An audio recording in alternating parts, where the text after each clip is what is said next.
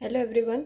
So we are back with new video जिसके अंदर आज का हमारा टॉपिक रहेगा क्लासिफिकेशन ऑफ फॉरेस्ट। मतलब फॉरेस्ट को हम कितने पार्ट्स के अंदर डिवाइड कर सकते हैं, जिसमें सबसे फर्स्ट हमारा आता है on the basis of age. मतलब उसकी उम्र के हिसाब से हम उसको कैसे डिवाइड कर सकते हैं, जिसके आगे जाके फर्दर टू टाइप्स होंगे, even aged and uneven aged. Even age word से ही आपको पता करना है। इवन मीन्स वो फॉरेस्ट जिसके अंदर जो ट्रीज़ होंगे वो अप्रॉक्सीमेटली सेम एज के होंगे। मतलब वो नॉर्मली जैसे कि 10 साल पहले हमने ये पेड़ लगाया था तो बाकी सारे पेड़ भी हमने 10 साल पहले ही लगाए थे। मतलब एज के बेसिस पे उनके अंदर सिमिलैरिटीज़ होगी। तो आप इनको एक और नाम दे सकते हो, रेगुलर फॉरेस्ट। इनको अगर हमने रेगुलर फॉरेस्ट बोला तो अनइवन को हम बोलेंगे इरेगुलर फॉरेस्ट। ठीक है, तो ये on the basis of age था कि इवन फॉरेस्ट वो फॉरेस्ट जिसके अंदर अप्रॉक्सीमेटली जो ट्रीज़ होंगे उनकी एज सेम रहेगी, और अनइवन फॉरेस्ट के अंदर उनकी एज इरेगुलर रहेगी। तो ये था हमारा फर्स्ट क्लासिफिकेशन। सेकंड हमारा आता है on the basis of regeneration. Basis of regeneration, इसके अंदर भी हम फर्दर क्लासीफाई करेंगे टू के अंदर। First is coppice forest and second is high forest. Coppice forest से हम समझते हैं कि कोई वो फॉरेस्ट जिसके अंदर हम ट्रीज़ का जो कल्टीवेशन या फिर ग्रोइंग कर रहे हैं वो हम किसी वेजिटेटिव पार्ट से हमने लिया है, तो इसके अंदर हम वेजिटेटिव पार्ट का यूज़ में लेंगे। और हाई फॉरेस्ट जिसके अंदर हमने सीड के थ्रू उसका रीजनरेशन किया है, तो वो हो जाएगा हमारा हाई फॉरेस्ट। तो आपको जब भी एग्जाम में ऐसा क्वेश्चन आए कि क्लासिफिकेशन ऑफ फॉरेस्ट लिखिए, तो उसके अंदर मेन आपको यही लिखना है कि एज, बेसिस ऑफ रीजनरेशन। तो आपको ऐसे कॉलम मतलब फ्लो चार्ट के फॉर्म के अंदर आपको लिखना होगा, तो जिससे क्या वो आपका आंसर अट्रैक्टिव हो जाता है। जैसे मैंने ये लिखा है तो आप इजीली समझ सकते हो। इसके साथ में अगर आप शॉर्ट क्वेश्चन में आ जाए तो आप साइड में ही लिख सकते हो कि अप्रॉक्सीमेटली सिमिलर एज के, या फिर इसके अंदर वेजिटेटिव पार्ट से। अगर आपको थ्योरी लिखनी है तो आप नीचे वापस से इससे हेडिंग डालेंगे कि कोपाइस फॉरेस्ट जिसके अंदर वो ट्रीज़ हम कल्टिवेट करते हैं जिसको हमने वेजिटेटिवली प्रोपोगेट किया या रीजनरेट किया। तो ये हो गया आपका सेकेंड क्लासिफिकेशन। थर्ड हम करते हैं on the basis of composition. Basis of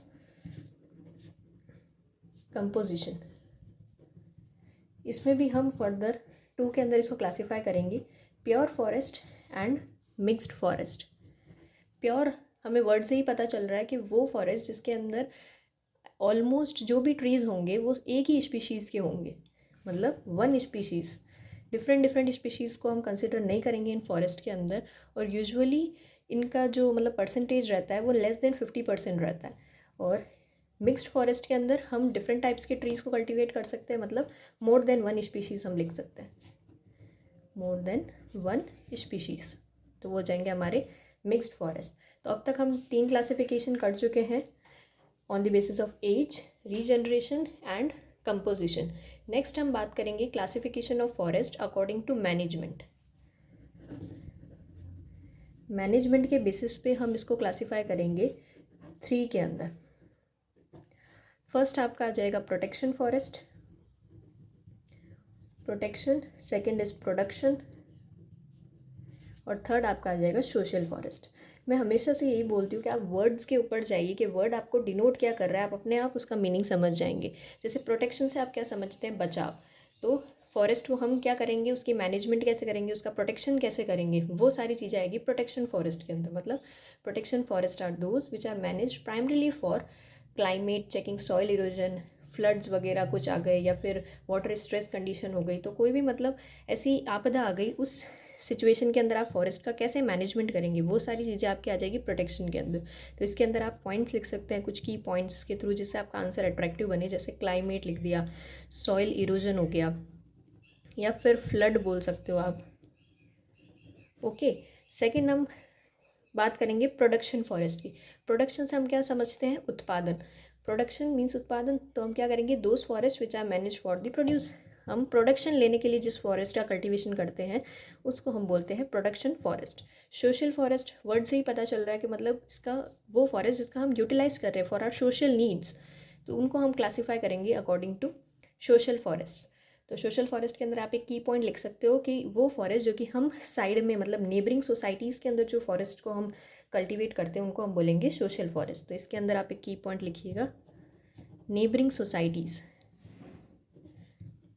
ताकि हम अपना प्रोडक्ट्स इजीली कंज्यूम कर सकें, तो उसको हम बोलेंगे सोशल फॉरेस्ट। तो ये हमारा हो गया फोर्थ क्लासिफिकेशन। फिफ्थ हम करेंगे बेस्ड ऑन ओनरशिप। ओनरशिप के बेसिस पे हम फॉरेस्ट को आगे 2 के अंदर बांटेंगे। जैसे फर्स्ट है उसके अंदर गवर्नमेंट, कुछ फॉरेस्ट होते हैं वो गवर्नमेंट के अंदर होते हैं और कुछ हमारे प्राइवेट फॉरेस्ट्स भी होते हैं। ये हो गया आपके 2 क्लासिफिकेशन ओनरशिप के बेसिस पे, लाइक गवर्नमेंट और प्राइवेट फॉरेस्ट। गवर्नमेंट फॉरेस्ट से नाम से ही पता चल रहा है कि वो फॉरेस्ट जो कि अंडर गवर्नमेंट होंगे, अंडर कंट्रोल आप लिख सकते हो उनको, ओके। और प्राइवेट फॉरेस्ट से समझते हैं कि वो फॉरेस्ट जो कि गवर्नमेंट के अंडर नहीं है, कोई भी प्राइवेट कॉर्पोरेशंस वगैरह जो होती है ना वो उनको रन करते हैं, तो उनको हम क्या बोलेंगे, प्राइवेट फॉरेस्ट कॉर्पोरेशन लिख सकते हो, या फिर कुछ एजेंसीज वगैरह होती है वो उनको मैनेज करती है, तो उनको हम लिखेंगे प्राइवेट फॉरेस्ट। तो ये हो गए आपके अभी तक के 5 क्लासिफिकेशंस। अगर आप इसको ऐसे फ्लो चार्ट के फॉर्म में करेंगे तो बहुत ही ज़्यादा अट्रैक्टिव रहने वाला है और लर्न करने में भी बहुत ज़्यादा ईजी रहेगा। तो हमने देख लिया सबसे पहले एज का, उसके बाद regeneration, third is composition, fourth is management and fifth is ownership. Hopes आप लोगों को अब तक की क्लास समझ में आ रही होगी। नेक्स्ट हम बात करेंगे, 6th क्लासिफिकेशन है हमारा on the basis of growing stock.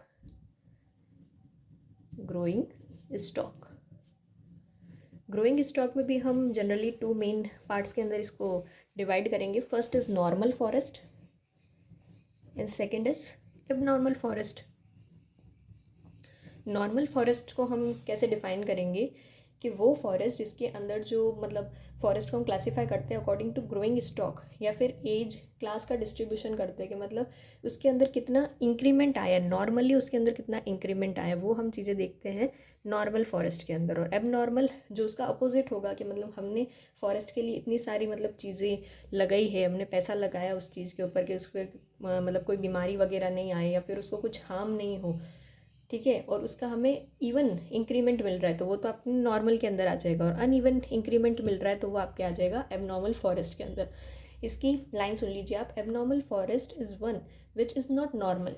मतलब एबनॉर्मल वो है जो नॉर्मल नहीं है, तभी तो हमने ए लगाया आगे, एबनॉर्मल, ठीक है।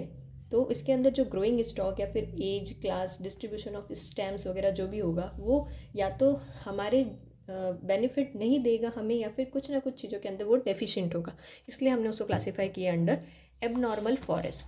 तो ये था आपका classification of the forest. 6 main types के अंदर हमने पढ़ चुके हैं, इनका आप स्क्रीनशॉट ले लीजिए, उसके बाद में हम नेक्स्ट टॉपिक स्टार्ट करते हैं।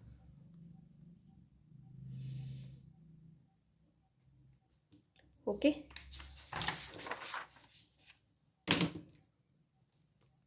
नेक्स्ट हमारा रहेगा, काफ़ी बार क्वेश्चन कंपटीशन वगैरह में पूछ लिया जाता है कि फॉरेस्ट के टाइप्स इंडिया के अंदर कितने हैं according to Champion and shed.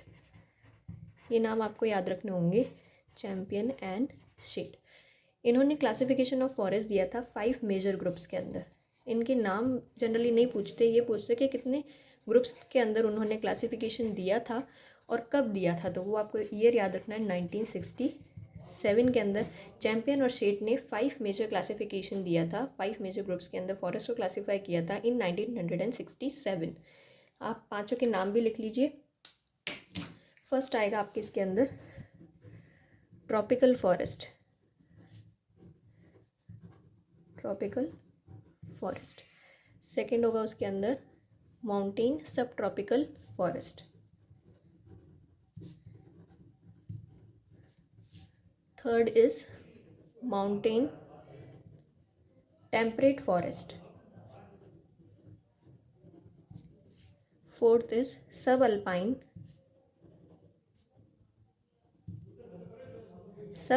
Forest. Fifth आपका आएगा लास्ट इज अल्पाइन फॉरेस्ट। वैसे नाम भी करने इजी है, अल्पाइन स्क्रब फॉरेस्ट इजी है पर जनरली ये पूछे नहीं जाते, पर आप इनको नोट कर लीजिए एक बार। Tropical forest, mountain forest, mountain sub tropical, mountain temperate, sub alpine and alpine scrub forest. Okay, तो ये था according to Champion and Seth 5 major groups के अंदर। इसका ईयर पक्का से याद कर लेना, इट इज़ इम्पॉर्टेंट, ठीक है। तो होप सो आप लोगों को आज की क्लास अच्छी लगी होगी। तो इसको यहीं एंड करते हैं। Thank you so much for watching.